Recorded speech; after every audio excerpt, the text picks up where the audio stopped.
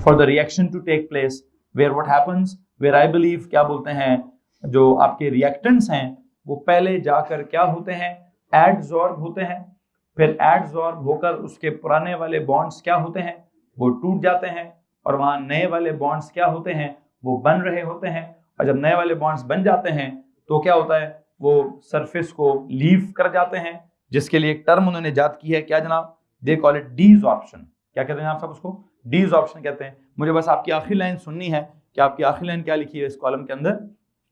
Homogeneous वाला तो खत्म हुआ हुआ है, हेट्रोजीनियस के अंदर आपने क्या लिखा हुआ है, आपने पहले तो स्टेट्स वाली बात की, दे आर डिफरेंट, फिर आपने कहा the mode of action is that it provides the active site for the adsorption of the reactants where the old bonds are weakened, new bonds are formed, and hence the desorption of the products occur, leaving behind the catalyst in its original form. Leaving behind the catalyst in its, इसको ऐसे लिखेंगे please, जहां लिखा ना leaving behind the catalyst, उसके साथ क्या लिखें, in its original form, जिस भी फॉर्म का कैटलिस्ट था उस फॉर्म में वापस आ जाता है वो। अच्छा, अब उसकी एग्जाम्पल के लिए आपने कौन से वाली बात की हुई है, आई थिंक मैंने एक ही एग्जाम्पल की दोनों सिचुएशंस पढ़ाई हुई हैं। एक तरफ सल्फर डाइऑक्साइड की फर्दर ऑक्सीडेशन चल रही है यूजिंग NOx, और दूसरी तरफ सल्फर डाइऑक्साइड की फर्दर ऑक्सीडेशन चल रही है यूजिंग वेनेडियम पेंटाऑक्साइड। ठीक है, इधर मैंने होमोजीनियस वाले में उसका क्या समझाना स्टार्ट कर दिया है, मैकेनिज्म समझाना स्टार्ट कर दिया है। इधर हेट्रोजीनियस वाले कैटालिसिस में मैं अभी 4 लफ्ज आपको समझाना स्टार्ट कर दूंगा। वो 4 लफ्ज क्या वाले हैं, एक काम करिए, call it adsorption theory।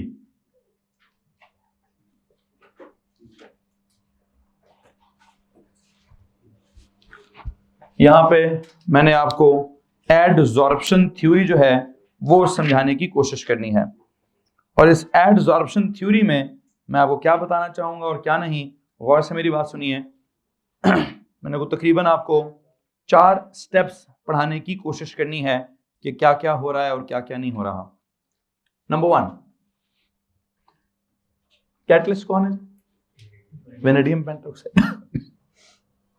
Step number 1 में एडसॉर्प्शन थ्योरी कहते हैं जी, सबसे पहले जो आपके रिएक्टेंट के पार्टिकल्स हैं या जो आपके रिएक्टेंट के मॉलिक्यूल्स हैं वो क्या होंगे सर जी, वो ना सरफेस के ऊपर आकर चिपकने की कोशिश करेंगे, और जब वो सरफेस के ऊपर आकर चिपकने की मतलब पहले वो they will be diffused to the surface, then they will adsorb to the surface, then कोई बॉन्ड्स टूटेंगे, कुछ बॉन्ड्स बनेंगे, एंड देन कुछ डीसॉर्प्शन का फिनोमेना होगा वगैरह वगैरह। मैं उसके लिए क्या करने लगा हूं, सुने जब पहले स्टेप पे लिखें, diffusion of the reactants to the surface, diffusion of the reactants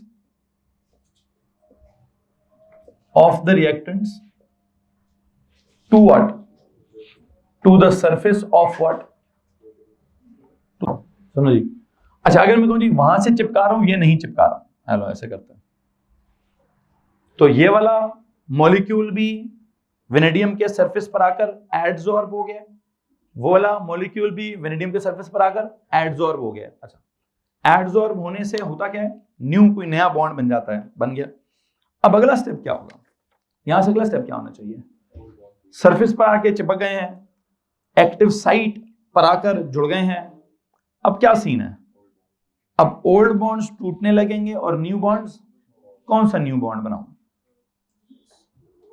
sulphur dioxide को और ऑक्सीजन को आपस में क्या करना है, बॉन्ड करना है, कौन सा नया बॉन्ड बनेगा, आई थिंक ये वाला बॉन्ड टूटने की कोशिश होगी, यहां इन दोनों के बीच में ये लोन पेयर इधर अटैक करने की कोशिश करेगा और ये वहां जाने की कोशिश करेगा, ये इधर चिपकने की कोशिश होगी। खैर बहरहाल क्या होगा क्या नहीं होगा, आई थिंक स्टेप नंबर 3 की जो मैंने नोट लिखवाना है वो क्या है, अब प्रॉपर रिएक्शन होगा। क्या होगा जी, स्टेप नंबर 3 लिखे जी, इसी के ऊपर लिखता हूं स्टेप नंबर 3। स्टेप नंबर 3 का टाइटल क्या दे रहा हूं, स्टेप नंबर 3 पे क्या होगा जी, रिएक्शन होगा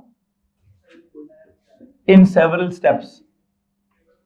कौन से स्टेप्स, इधर अब एक रिएक्शन होगा इन सेवरल स्टेप्स जिसमें पुराने कुछ बॉन्ड्स टूटेंगे और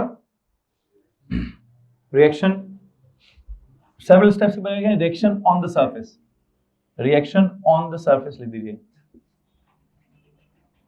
और उस रिएक्शन के दौरान क्या हो रहा है, पुराने वाले बॉन्ड्स ब्रेक हो रहे हैं और नए वाले बॉन्ड्स बन रहे हैं। अब जो ड्राइंग बनानी है वो जरा सुन ले प्लीज, अब जो ड्राइंग बनानी है वो सुन लें। अब ड्राइंग ये बनाइएगा, थर्ड ड्राइंग ये बनानी है जी। ये इधर, ये वाला इधर, और क्या पता ये वाला इधर, बस नहीं इतना ही बनाए। इसको इधर बनाएं, इसको उधर बना लें, इसको उधर बना लें, उसको उधर बना लें। लो जी,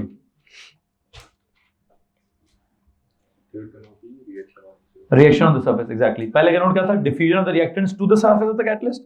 फिर क्या, chemical adsorption of the reactants on the surface, जिसमें क्या हो रहा था, केमिकल एडजॉर्प्शन में क्या हो रहा था सर जी, कोई बॉन्ड्स इसके सरफेस के साथ बन रहे थे, बस किसी तरह चिपक गया यहां पे। जब चिपक गया, अब चिपकने के बाद क्या होगा, अब वहां उनका आपस का रिएक्शन स्टार्ट होगा। Reaction between the reactants on the surface, surface के ऊपर अब रिएक्टेंट्स रिएक्ट करेंगे। और रिएक्टेंट्स के रिएक्शन का तरीका क्या होगा सर जी, रिएक्टेंट्स के रिएक्शन का तरीका ये होगा कि वो कुछ पुराने बॉन्ड्स को तोड़कर कुछ नए बॉन्ड्स बनाने की कोशिश करेंगे। और उस कोशिश में अभी क्या होगा, गौर से मेरी बात सुनिए। मैंने आपको रेड कलर से कुछ बॉन्ड्स बनाने और कुछ बॉन्ड्स तोड़ने की शक्ल दिखाई है। अगर मैं कहूं कुछ वक्त में ये वाला बॉन्ड बन जाता है और ये वाला बॉन्ड टूट जाता है, तो अब अगला लम्हा फिर क्या होना चाहिए, अगला लम्हा उनके डीसॉर्प्शन का होना चाहिए। तो जनाब साहब अगली ड्राइंग पे जाके लिखिए डीसॉर्प्शन। स्टेप नंबर 4 क्या लिखें जी, पहले वो था एडसॉर्प्शन, अब होगा डीसॉर्प्शन। क्या मतलब क्या है डीसॉर्प्शन का, कि जनाब साहब वो जो bonds between the reactants on the surface with the surface वो वीकन हो जाएंगे और अल्टीमेटली अब वो ब्रेक होने लगेंगे। जरा सुनिए डीसॉर्प्शन में क्या होने लगा है।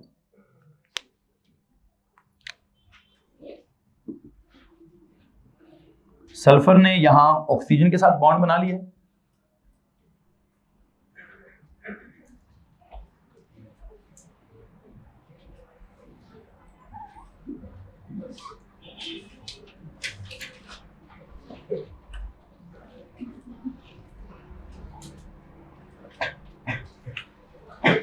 और मैंने यहां बनाना भी डबल है। क्या बनाना है जी,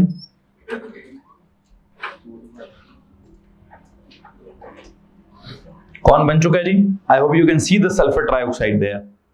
आपको सल्फर ट्राइऑक्साइड बिल्कुल नजर आ रहा होगा। प्रोडक्ट मेरा बन चुका है।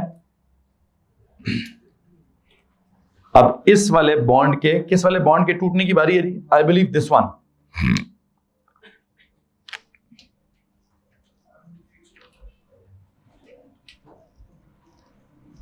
ये वाले दो बॉन्ड्स अगर क्या हो जाए, बिल्कुल वीक हो जाए, मतलब ये वाला बॉन्ड बिल्कुल स्ट्रांग हो जाए और ये वाला बिल्कुल वीक हो जाए, तो ये सल्फर ट्राइऑक्साइड क्या करेगी, ये निकल जाएगी भाई यहां से। क्या हो जाएगा सल्फर ट्राइऑक्साइड को, डीसॉर्ब हो जाएगा। डीसॉर्ब मतलब सरफेस से डिटैच हो जाएगा। सरफेस से डिटैच होने के लिए हम एक जुमला यहां लिखवाना चाहता हूं कि कौन सा बॉन्ड जनाब लिखें, the bond between the reactants and the surface of the catalyst is eventually broken. The bonds between the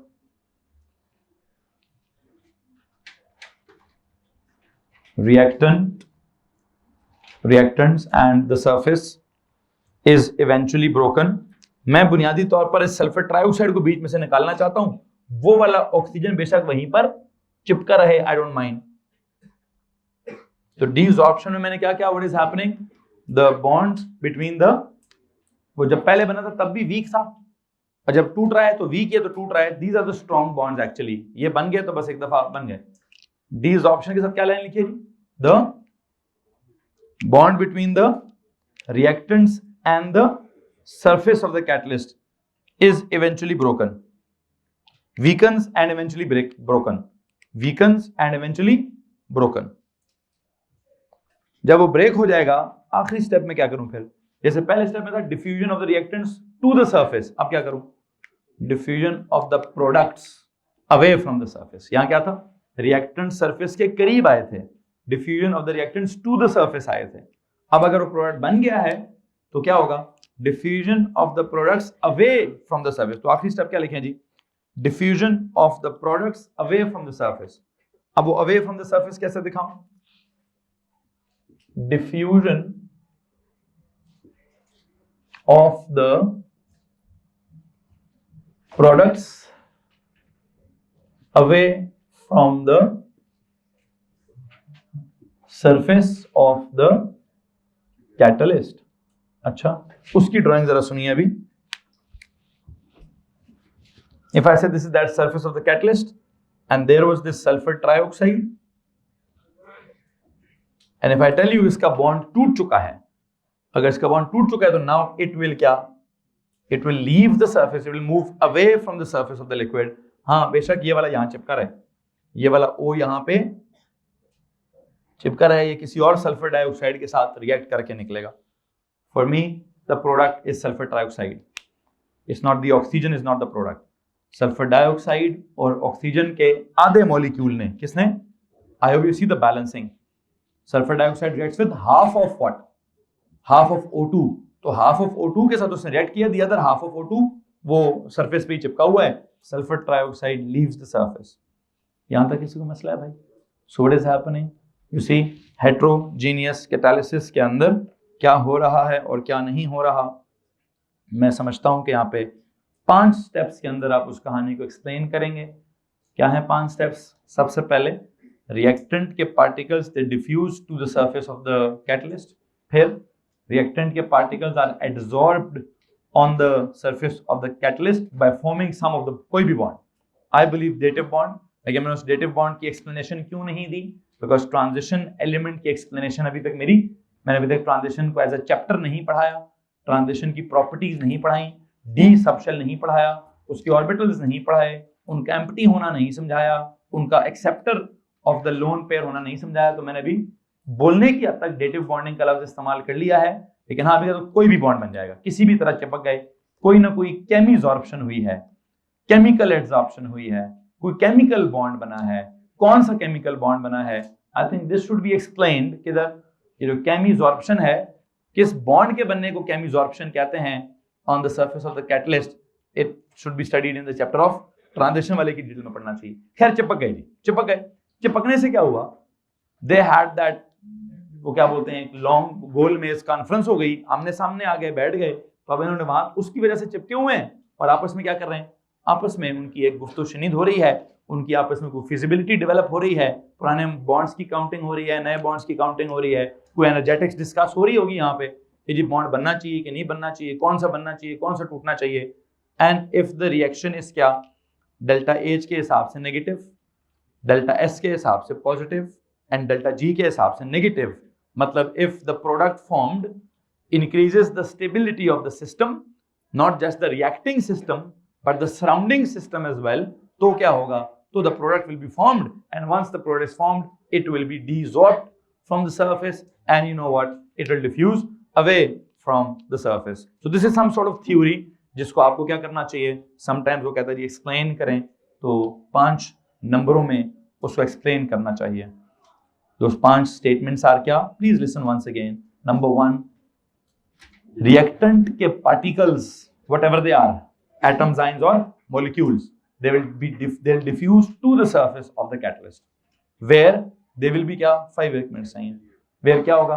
where they will be chemically adsorbed on the, I think it's better to say chemically, not just adsorption लिखनी, पूरा लिखें क्या? या तो फिर bonding समझा दें, bonding नहीं समझाते तो एटलीस्ट वर्ड इंप्रूव कर लें। वर्ड की क्या इंप्रूवमेंट है? Chemically adsorbed on the surface of the, उसको मतलब पता चल जाएगा कि बॉन्ड शॉन्ड को बनाए, chemically adsorbed on the surface of the catalyst हो जाएंगे। वहां क्या होगा? वहां सब रिएक्टेंट सामने सामने होंगे और उस रिएक्टेंट्स में क्या होगा? एक रिएक्शन होगा। रिएक्शन में क्या होगा? कोई पुराने बॉन्ड्स टूट रहे होंगे, कोई नए बॉन्ड्स बन रहे होंगे, कोई रिएक्शन की फिजिबिलिटी डिस्कस हो रही होगी। रिएक्शन मींस क्या? old bonds are what? Old bonds are broken new bonds are formed. ये काम हो रहा होगा।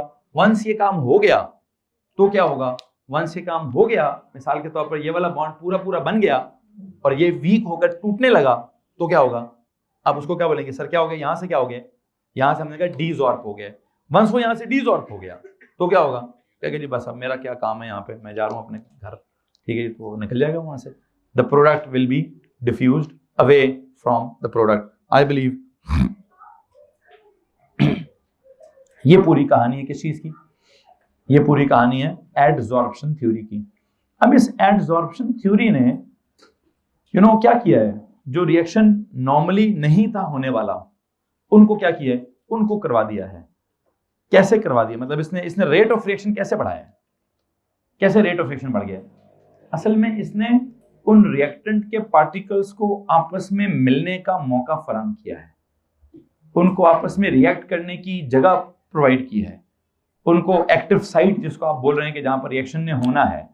अदरवाइज वो सारे मॉलिक्यूल्स हवा में रैंडमली क्या कर रहे होंगे, गैसियस मॉलिक्यूल्स होते हैं, उनकी रैंडम मोशन होती है, हैपहाजार्ड मोशन होती है, उस मोशन के दौरान कोलाइड करें भी तो collisions are mostly not effective. क्यों, या तो उनकी एनर्जी बहुत कम होगी या उनकी ओरिएंटेशन का सबसे बड़ा मसला होता है। क्या मसला होता है जी, कोलिजन के दौरान आप बेशक टेम्परेचर बढ़ाकर एनर्जी बढ़ा दें और कहें जी बड़ी एनर्जेटिक कोलिजन्स हुए हैं, लेकिन temperature alone will not decide, हाँ उससे वी रेट पे फर्क पड़ता है, लेकिन आपने उनके कोलिजन्स की ओरिएंटेशन को क्या करना है, वो बड़ी फेवरेबल करनी है।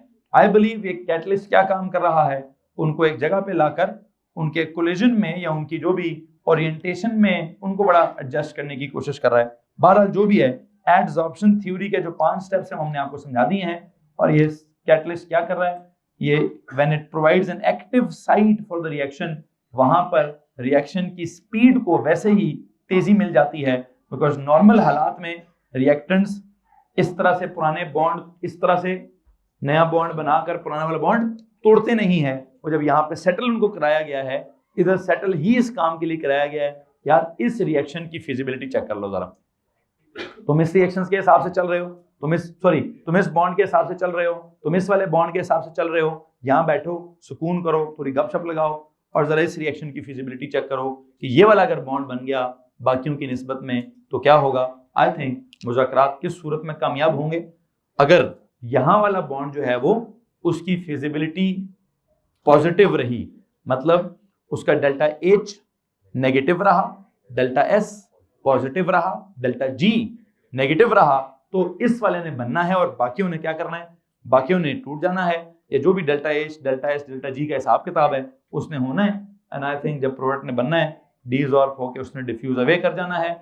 और रिएक्शन के रेट में इजाफा किसने करना है, असल सवाल अभी भी कायम है, आखिरी लाइन अभी भी है, आखिरी लाइन अभी भी एग्जिस्ट करती है। रिएक्शन का रेट कौन इजाफा कर रहा है, the surface, the active site of the, the surface of the catalyst acts as the active site of the reaction, it increases the rate of reaction। हैं जी, क्या होता है, एक दोनों लिखेंगे प्लीज, आखिरी नोट लिखें जी। the surface of the catalyst, the surface of the catalyst, बल्कि मुझे लगता है मैंने जुमला लिखवाया है आपको, स्टार्ट में नहीं लिखा हुआ है। The surface of the catalyst क्या provides an active site of the reaction, लिख दीजिए, वैसे दोबारा लिख दीजिए। The surface of the catalyst provides the active site for the reaction to take place, provides an active site for the reaction to take place, provides an active site for the reaction to take place, where reactants convert into product, where reactants convert into products taking lesser time than normal। ये जुमला बड़ा important है, taking lesser time than normal, taking lesser time than normal, hence the rate of reaction क्या, hence the rate of reaction increases, hence the rate of reaction increases। तो यहां पे जाके मेरी तरफ से चैप्टर खत्म होता है। मैंने एग्जांपल्स दिए सल्फर डाइऑक्साइड वाली, स्पेसिफिकेशन ने एग्जांपल पता कौन सी रखी है, वो जो मैंने आपको इस पेज पे दी है, मैंने इस पेज पे जो आपको एग्जांपल्स दी हैं, इस पेज पे एग्जांपल्स में जो स्पेसिफिकेशंस ने बयान की हुई हैं, और मैं समझता हूँ ये नोट्स मैंने किताब के पैटर्न को बहुत तब्दील करके अपने पैटर्न पर लाकर बनाए हैं। जस्ट एक दफा पढ़ेंगे तो वही लिखा है जो मैंने पढ़ाया है, लेकिन एक फर्क के साथ। किस फर्क के साथ? मेरी एग्जांपल चल रही है कॉन्टैक्ट प्रोसेस की, इसने एग्जांपल देनी है हेबर प्रोसेस की, ठीक है? तो उसकी एग्जांपल्स को लाजमी पढ़ लीजिएगा। ये एग्जांपल्स पेपर में आएंगी, मेरी वाली पेपर में नहीं आएगी।